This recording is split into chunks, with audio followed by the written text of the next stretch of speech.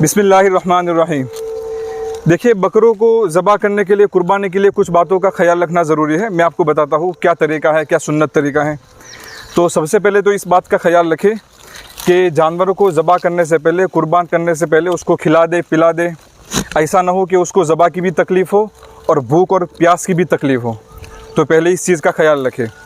दूसरी बात ये कि उसके सामने किसी जानवर को ज़बह न करे, उसके सामने छुरी तेज़ न करे। इन बातों का भी ख्याल रखें। फिर जब जानवरों को ज़बह करने के लिए ले जावे तो उसको घसीट कर न ले जावे, बल्कि इस तरीके से उसको चारा दिखावे और चारा दिखा करके उसको ज़बह की तरफ ले जावे, घसीट कर उसको न ले जावे।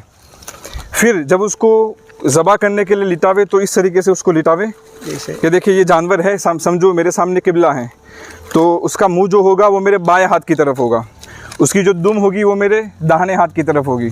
फिर पैरों को किबला की तरफ कर देंगे और उसको जानवर को बाएं पहलू पर लिटा देंगे और फिर हमारे बाएं हाथ से जानवर का मुंह पकड़ेंगे और फिर दाहिने हाथ से उसको ज़बह करेंगे।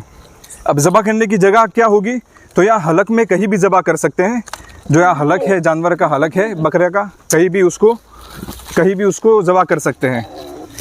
और ये बात याद रखिए कि ज़बह करने के लिए 4 रगें होती हैं, गर्दन में 4 रगें होती हैं। 4 रगों में से 3 रगों का कटना ज़रूरी है। और अगर 4 रगें कट गई तो उसके बाद फिर जानवर को और ज़्यादा तकलीफ़ न दें। 4 रगें कट जाने के बाद फिर ज़्यादा न काटे, जानवर की रूह निकलने दें। बाज़ लोग क्या करते हैं, काटते ही रहते, तो ये मकरूह है। 4 रगें कट गई, देखिए 3 रगें कट गई तो भी काफ़ी है, और अगर 4 रगें कट गई तो उससे ज़्यादा फिर न काटें।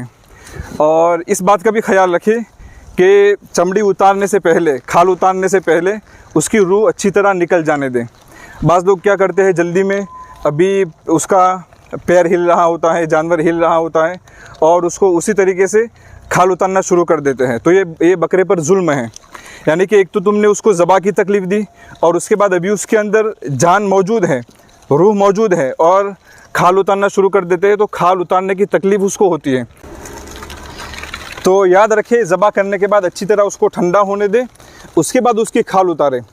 तो याद रखें, खुलासा ये कि हमारे नबी पाक सल्लल्लाहु अलैहि वसल्लम ने फरमाया कि अल्लाह ताला हर चीज़ में खूबसूरती को पसंद फरमाते हैं, हत्ता के ज़बह करने में भी अल्लाह ताला खूबसूरती को पसंद फरमाते हैं।